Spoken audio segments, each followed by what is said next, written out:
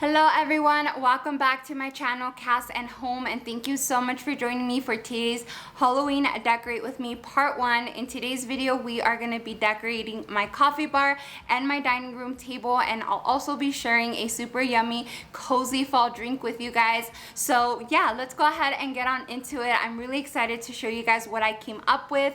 If you guys have any questions about the sweater I am wearing, it is super cute. I will go ahead and leave the link down below in the description box, as well as a 15% coupon code for you guys to save some money. But yes, let's go ahead and get into decorating. I'm so anxious to show you guys how everything turned out. As always, if you enjoy this video, please give me a thumbs up, and please don't forget to subscribe, turn on that notification bell for part 2 and maybe 3 of my Halloween Decorate With Me series. And let's go ahead and get started. The darker the sky, the brighter the stars. Okay friends, I started off in my coffee area by wiping down the shelf before decorating it, but once that was done, I went ahead and I took off my beautiful landscape picture I used throughout my fall Decorate With Me's, and I put up these 2 giant corbels. I got these off of Decor Stills, and I felt that they were the perfect addition to make this area a little bit spooky, paired along with this spider web right here. I love using this type of material instead of the cotton one because that one just gets stuck everywhere.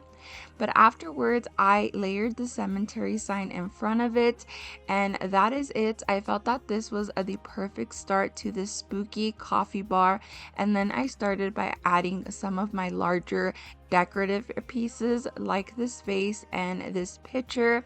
This is actually an A1 sauce that I just emptied out and cleaned out, and then this frog potion bottle is from Michael's last year. And on the other side, I'm just going to place these candlesticks. Again, I'm just starting off by placing my bigger pieces, and then I'll go in and fill it with smaller decorative pieces like pumpkins, skulls, and so on. And then slowly come to a halt, and we stumble down on our knees till we start crawling. The darker the sky, the brighter the stars shining upon. Okay, so now to add some greenery or some spooky greenery, I got these twigs from Hobby Lobby last year, and then these blueberry ones are from Hobby Lobby this year. I felt that paired together, it just gave the perfect spooky feeling and the perfect greenery piece to add to my coffee station. I also use feathers a lot. You guys will see, I think feathers are just a really good decorative piece to add during Halloween, so you guys will see that I use them throughout. And then I'm just gonna go ahead and start placing some smaller decorative pieces to fill up some of the empty spaces.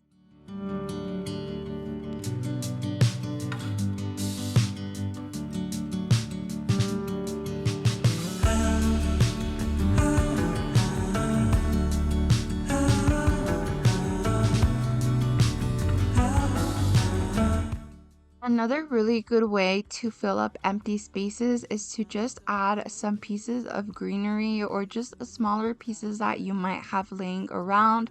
Like I had some of that like rust colored grass, the feathers, and then I just rolled up a piece of paper from a book and I added that to this little corner right here, as well as this gold scoop. It's nothing super decorative, but it does really fill up the space and it ends up making it look really nice and complete. That's breaking my heart each morning while it keeps it going. It's been driving my life into both joy and sorrow, and there's still a long way to go.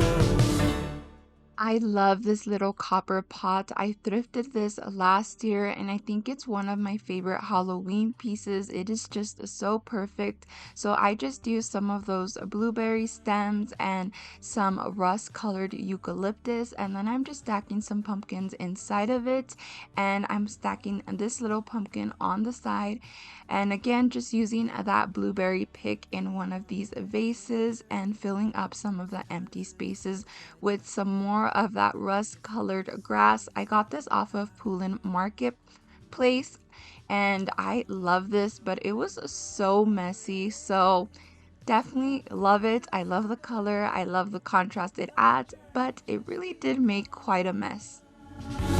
It's the storm inside. And now for the last a touch of spookiness here in my coffee bar area, I'm just adding these cutout bats. I made these last year with my Cricut, super simple and easy to make. And I'm just adding a few to either side of the corbels just to add that extra touch of spookiness and just really bring this space together overall.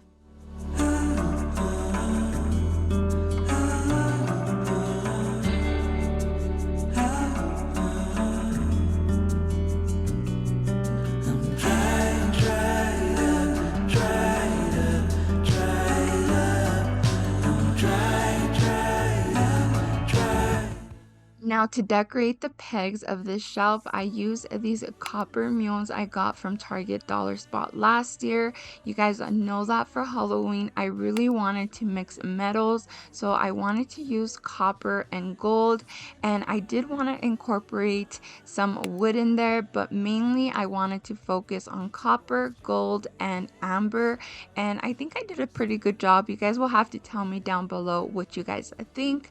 But then I also went ahead and I added these kitchen towels. These are from Amazon and I really am loving them. They were super inexpensive as well. I believe it was $13 for a pack of 3. I will link them down below. And then I just added this trivet and some gold measuring spoons on this last peg. And then now we're gonna move on to my lockers. So this little stand right here was so popular last year. I got it from the Target Dollar Spot, and actually everything you guys are gonna see me use is from the Target Dollar Spot, I want to say. So I'm just gonna go ahead and put on some spider webs just to spookify this a little bit. And then this little bottle is from the Dollar Spot. Like I said, I just went ahead and I filled them up with my most used coffee syrups, and this one I went ahead and filled up with some mini skulls. I just thought this looked so cute but spooky at the same time. And then this is just my little espresso shot holder, and this mug right here is from At Home, and I'm just gonna go ahead and add some wooden sticks in there, or wooden spoons if I say. And then right here at the actual table of my coffee bar, I just grabbed this jar and filled it up with my Nespresso pods, and I turned it where the glass side is facing forward just because I wasn't quite a fan of the sticker in front of it, but I love the top. And that was it for the coffee bar. You're walking on a thin line all the way. Ooh, I'm in the falling, baby. You are safe. Okay, for my dining room table, I went ahead and I laid down this spider web table runner. I got this from Hobby Lobby, I want to say 2 years ago, because yes, Hobby Lobby did used to sell Halloween decor. I looked through my videos and I found a haul of things I picked up from Hobby Lobby back then. They no longer do Halloween for some reason, but they did. I was not going crazy. But anyways, I also laid down some paper from a book that I just went ahead and made look a little bit old by adding some coffee and letting them dry. And then I did bring back this rustic brown planter. I am just in love with this piece and I really am getting my money's worth out of it. Inside of it, I just added some stems I got from Hobby Lobby, the blueberry stems, and the other one, I'm not quite sure what it's called, but I just think it adds a very spooky look. I love these stems so much. And beside it, I'm adding this cutting board with these candlesticks here. I really wanted you to be able to see the crow's feet or chicken feet. I'm not sure which one of the two it is. So I didn't want to really crowd up this area. So I just did the candlesticks, and beside it, I'm using that rust colored grass again. And I'm going to work on a little display with some pumpkins, some feathers, this grass. And then you guys, I don't know what this flower is called. You guys will see me use it in just a second, but it has a lot of holes. So if you don't like holes, definitely close your eyes now. But I hate these things. I think they are so creepy and they give me the heebie-jeebies, but I think they work perfect for Halloween. So I went ahead and I used this here, as well as some of these curly stems, again from Hobby Lobby, and I felt that it was the perfect little end to this side of the tablescape. I don't know. You guys will have to let me know down below what you guys think. I hate these flowers with the little holes in it, but I really do like how it came out overall. Gives me the heebie-jeebies, like I said, but I'm just ignoring it because I do think it looks really nice. And then I'm just adding an amber glass bottle with some feathers inside of it before moving on to the next side. This next side, I basically did the same thing, but with different items. You guys already know that I'm not a person who focuses on symmetry. I just don't like it. It doesn't work out for me, but I do try to balance each side out, and that is exactly what I'm doing here. You just need to love me less.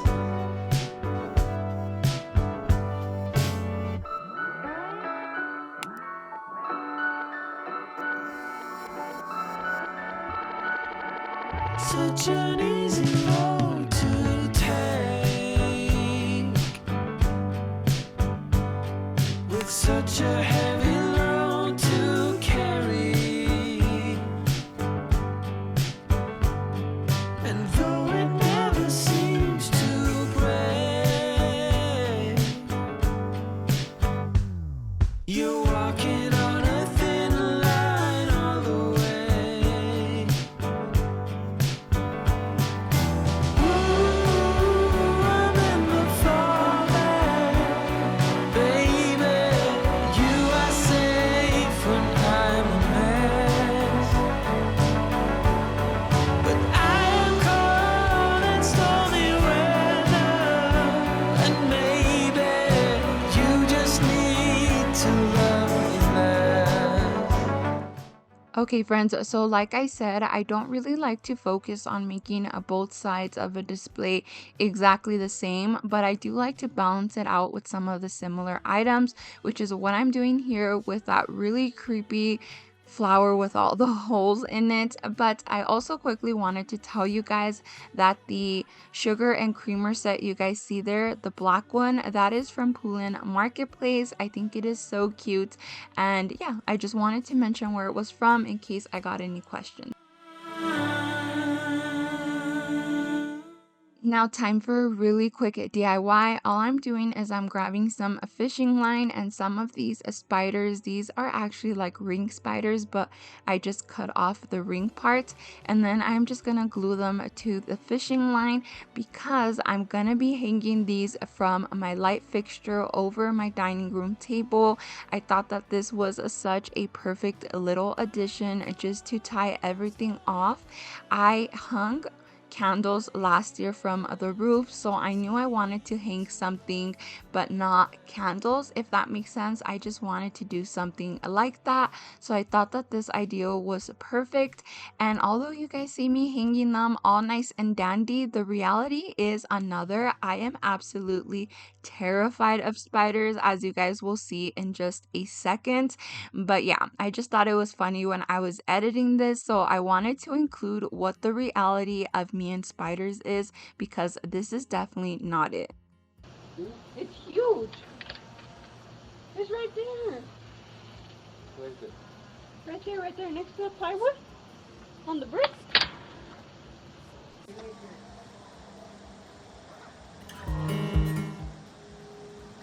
No!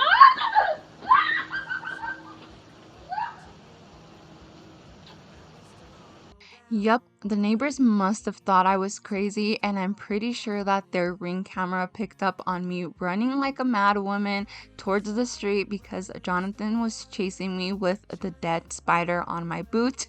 But anyways, again, just remember the reality of what you see is probably another, but I just finished off by hanging these little spiders off the light fixture, and I thought it looked so good, and from far away you can't see the fishing line at all.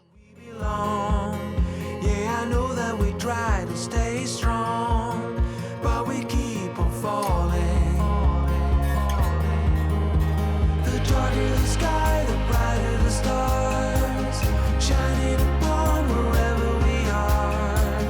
No matter near, no matter far, the darker the sky, the brighter the stars. I know there are stories, greater stories to be told. We will carry on and let the future unfold.